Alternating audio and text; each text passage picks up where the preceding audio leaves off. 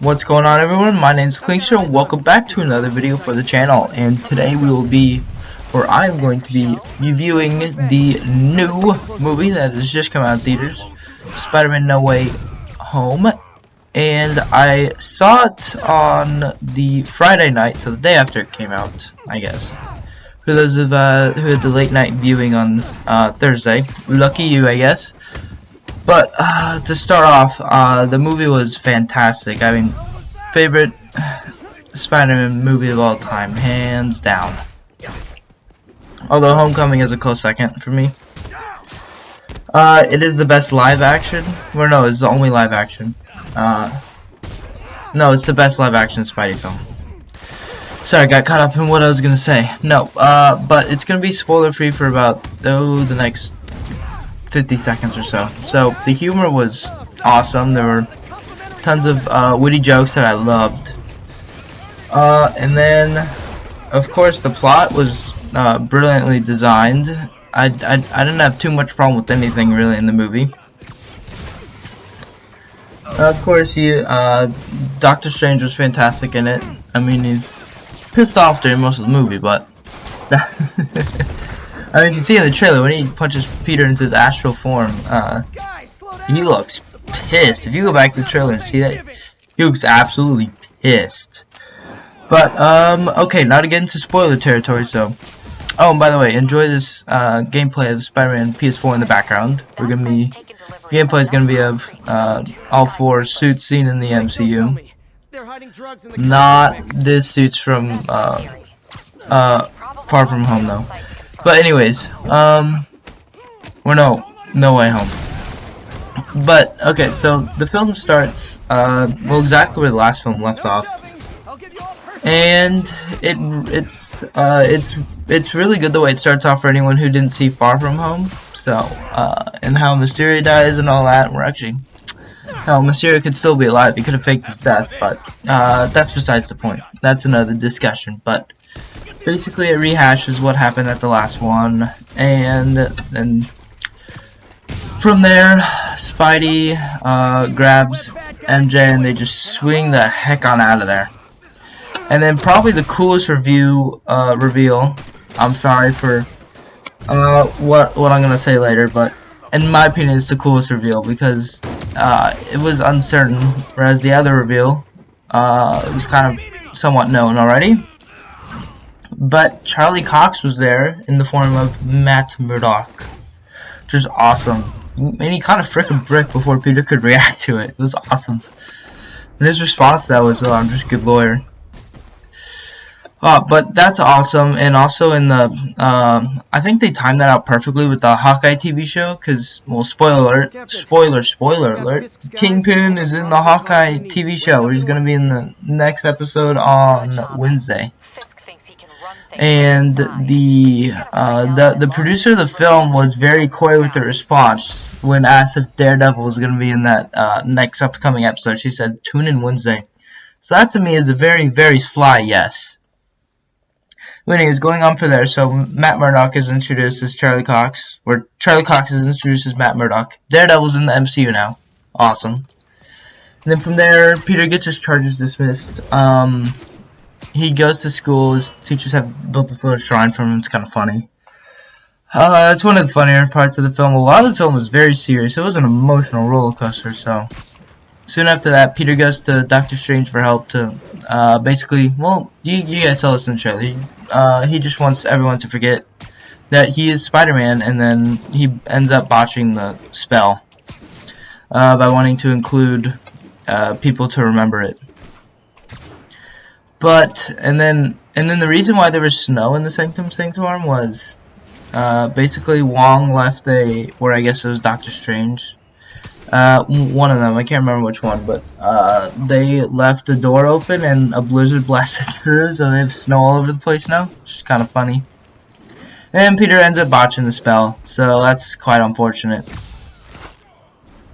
And then because of the recent events and how MJ and Ned are connected to Peter, all three of them can't get into any colleges because they're connected to Peter Parker, aka Spider-Man, aka really smart.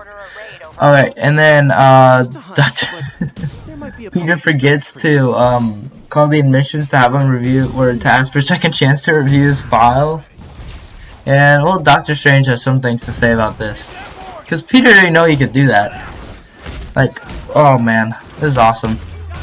But and then from there he goes to the Washington Bridge, where from the trailer we see that very awesome Doc Ock fight. In my opinion, it's the best Spider-Man fight. So it's one of the best Spider-Man fights of the MCU. Now there are better Spider-Man fights out there. I quite like the Doc Ock one when Spider was in the bank in Spider-Man 2. That was exceptionally good one just in my opinion. This is all my opinion. But anyways, in the middle of this fight, Doc Ock grabs the chest plate, he rips it off the Iron Spider suit, and then he realizes that, oh, this isn't his Peter Parker, or his Spider-Man. But and then also Doc Ock gets to fight, Spider-Man fights him with his Iron Spider arms, which is awesome. Even Otto Octavius makes a remark like, "Ooh, wait, competition." But then Peter actually gains control of the arms through the nanotechnology that was stolen, because it's still connected to his suit. So Doc Ock's very easily defeated, because Peter uses his own arms against him. Which is a smart concept there. I mean, don't rip someone's chest plate off their chest, and it's just basically karmic justice for you. But anyways, after that fight, the Green Goblin soon shows up, and rather than focusing on him, Peter saves, of course, the woman in peril, who is actually the MIT admissions person, and she said she's going to definitely review Peter and MJ and Ned's admissions. So I think that means they're getting, that definitely means they're getting into MIT. But and then he goes back to the Sanctum Sanctorum, and Doctor Strange pretty much tells him that you have to trap these other villains that have appeared, that the other Spider-Man have fought and died fighting.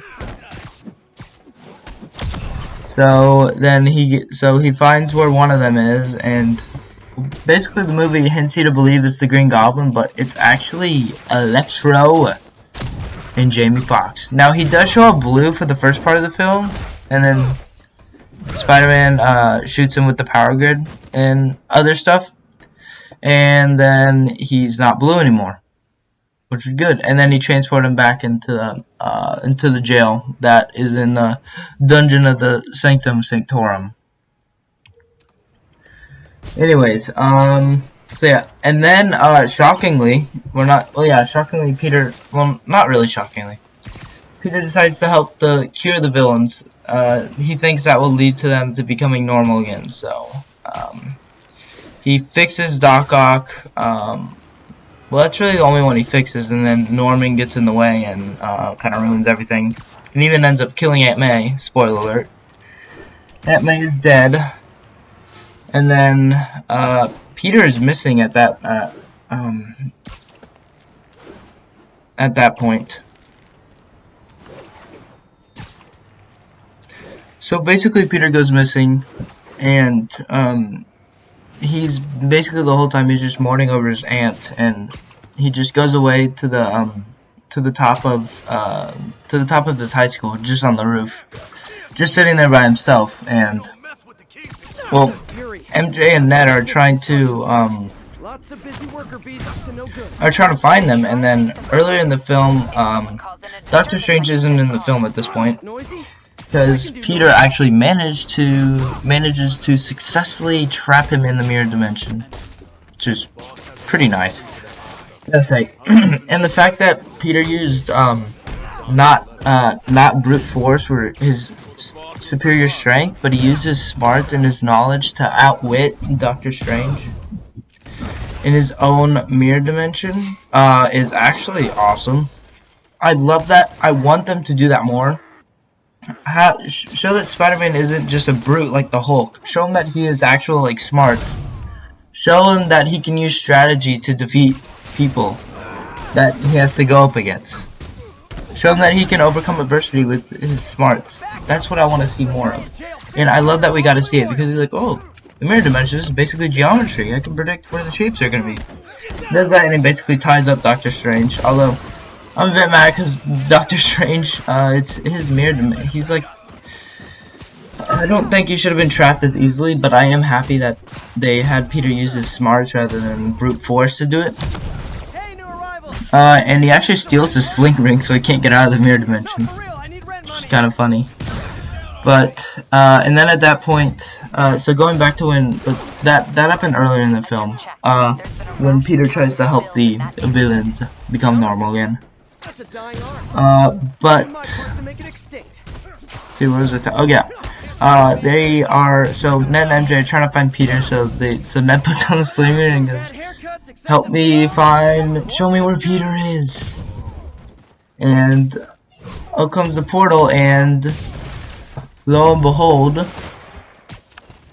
Mr. Andrew Garfield and his Amazing Spider-Man pops out with his Amazing Spider-Man 2 suit. He just pops out and goes and hops into the MCU. For the first time ever, a live-action Spider-Man MCU movie, or Spider-Verse movie, is established. And oh my gosh, just like with the Daredevil reveal, the theater just lit up with applause when Andrew Garfield stepped in. And then of course, MJ doesn't believe that she's really Spider-Man. He has him go onto the ceiling, crawl across the ceiling. It's a whole thing, but it's pretty funny. And then they're like, okay, fine, we'll just try again, we'll do the same thing. And then that does the thing again. He's like, come on, show me Peter. Where is Peter Parker at? And when the sling ring opens another portal, well, guess what steps up this time? Tobey Maguire. And I wish he would have said pizza time when he came out, but he didn't. But hey, that's fine. He still had a Spider-Man suit. It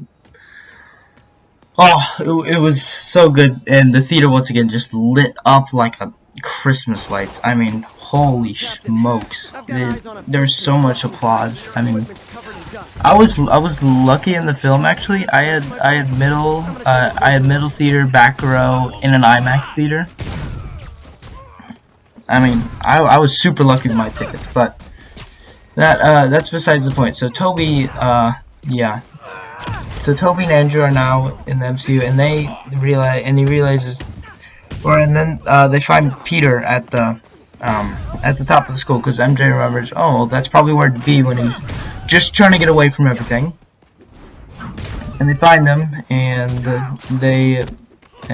Peter tells them that Aunt May died because of him, yada yada. And Aunt May actually said before she died, the great power, great responsibility line, which is, I actually like that rather than Uncle Ben, which we actually don't know much about, but we're all assuming the same thing happened. Uncle Ben died because of Peter's inability to act, to stop a common criminal, and they ended up killing Uncle Ben. But I like that they didn't introduce Uncle Ben, so I am a fan of that. But I do think it would be cool to see Uncle Ben and Aunt May's graves together, which actually happens at the end of the film. But we see Aunt May's grave at the end of the film. We don't see Uncle Ben's. But basically, and then they get a plan. So then they formulate the plan to stop all their villains from escaping. Because actually, yeah, they literally can't get back to their world now until, like, the plot made it necessary for them to remain there with Peter, which I actually did like. It's not that it's like that they couldn't return home until they fix them and cure them with the little box that Peter has.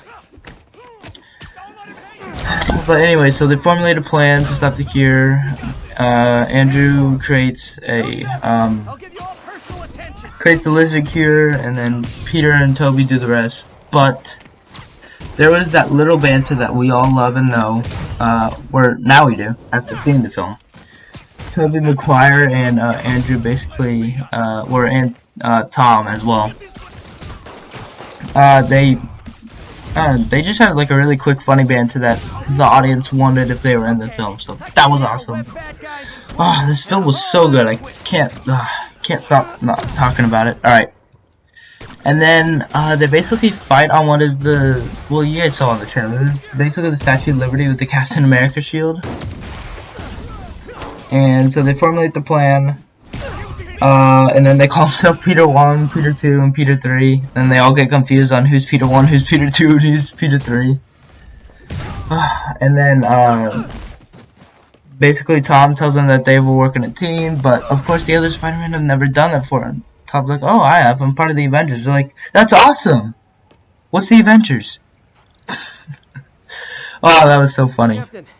But anyways, oh yeah, and forgot to mention, early in the film when they capture Norman Osborn, who is played by Willem Dafoe, which is awesome. He tries to help Peter with the problem of returning him back to normal, and he's like, well, I'm something of a scientist myself. Bringing that old meme back from 2002. I mean, jeez. Or is it 2001 when it came out? I have no idea, but that was one of my most favorite lines in the entire film by far. Alright, and then so they fight, they win. Seeing all three of them in action was absolutely awesome. And then, of course, the Green Goblin arrives. He wasn't in the fight. And he basically knocks MJ off the ledge. And, you know, from the trailer, Tom Holland reaches to catch her. But then, guess what? Tom Holland can't save her because basically the Green Goblin runs his glider into Tom Holland as he's trying to save her. And guess who saves MJ? Mr. Andrew Garfield, who failed to save Emma Stone, aka Gwen Stacy. That was awesome. Plus, as soon as he landed on the ground, he was literally in tears. Like, you could tell that his character needed that save to save someone falling from a height. Like, that was awesome. It's also one of my most favorite parts of the movie right there. And then after that, Ned is trying to close the portal to basically the science laboratory from where they were. And, well, he can't. And in the process, he opens up a portal to where Doctor Strange is being held. And Doctor Strange comes back, immediately steals the sling ring from Ned. And he's like, wait, you opened up a portal yourself? He's like, yeah, I did. I have the magic trick. I'm magic. He's like, So now I'm thinking Ned might be the next Sorcerer Supreme as a result. No, I'm kidding, but it'd be cool if he got trained by Doctor Strange. And sorts. More guys? Okay, form an orderly line. I promise I'll arrest everyone. And then so as they defeat each villain, Spidey basically cures them all, turns it back to normal. And the last one to kill, or not to kill, the last one to cure was the Green Goblin. And they actually had a concoction that would cure him of his insanity. And basically, Green Goblin is the one who killed Aunt May. And Peter just goes absolutely ballistic. And I never would have thought I'd see that side of Peter, the darker side. And this movie is basically about, like, Peter growing up from the last movie and to learn the realism behind with great power comes great responsibility, which he failed to learn in the last movie because, well, he's just too immature. But in this movie, he really steps up to the plate, delivers at home. And actually, Tobey Maguire saves Peter from killing Mr. Green Goblin, which was actually, I really liked that part. Because it just, you know, stopping Peter from doing something he's gonna regret. Because Toby learning that, well, it doesn't always help, does it? And then, as Toby stops Peter from killing him, Mr. Willem Dafoe, Green Goblin, stabs Toby in the back. And I honestly thought that Toby was gonna die. I was like, no! So then, Toby is just injured. He's not dead. Of course, you can't kill Tobey Maguire. Come on, gotta have pizza time. And then, the whole, so just like in Loki, like, everything's starting to split apart at this point. because of the spell that couldn't be contained. It got out, basically, and is ripping apart the multiverse. And basically, Peter saves the world by erasing his identity because they're all coming over because of Peter, because they know that Peter Parker is Spider-Man. But if they don't know that Peter Parker is Spider-Man anymore, well, hey, that solves the problem. The only problem with this is no one knows who Peter Parker is anymore, so Peter won't have MJ anymore, and he won't have Ned anymore as friends, or Flash, I guess. But yeah, and Peter goes through with it, and they say goodbye to each other, which is super sad. I mean, this movie was such an emotional roller coaster, but it was such a good movie at the same time. So at the end, so the violence ends of the movie, and Peter walks into where MJ works to try to get him to remember her, basically, because if you don't know in science, memories can never be lost. They're just forgotten. The connections that the brain uses to find them just become less and less used over time. But well, that's the knowledge. Well, that's the logic they're using, which is actually scientific and logical. So I'm okay with it. And Peter just doesn't go through with it. He just orders a coffee, and basically he does say one thing that makes MJ kind of think. He's like, because he basically finishes MJ's sentence of saying that she always says. He's like, wait, do I know you? But that's obviously the process that's going through her head. So I think she is starting to remember, but I think it's going to be in Spider-Man 4, which they did confirm a new trilogy of that, so that's awesome. Basically, it's going to be I think it's going to be in Spider-Man 4 where MJ and Ned, or sorry, no, I think Ned is going to find out first, and then he's going to basically clue in MJ and help her remember as a result. So, and then in the end, Peter doesn't have a high school diploma anymore, or he's not in high school anymore. He's gonna try and get a GED career, which is basically why do I say this? It's like the equivalence of a high school diploma.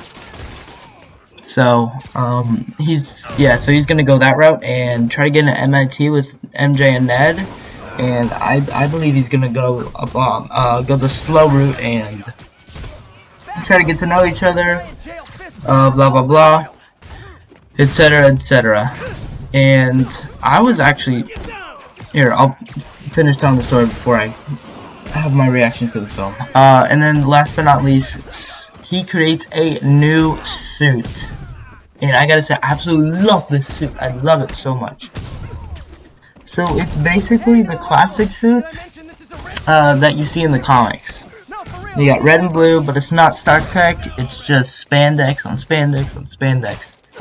It's basically a mixture between Tobey's costume, Tobey Maguire's Spider-Man costume, and Andrew Garfield's Amazing Spider-Man 2 costume. So I do love that he has a new suit, and it looks freaking amazing as he swings through the snow. And then, okay, so that's basically the end of the story. And there was there's a mid-credit scene and a post-credit scene, but not really a post-credit scene. I'll get to what you mean in a second. So, I can't remember what the mid-credit scene is. It's escaping my mind at this point in time. But the post-credit scene was basically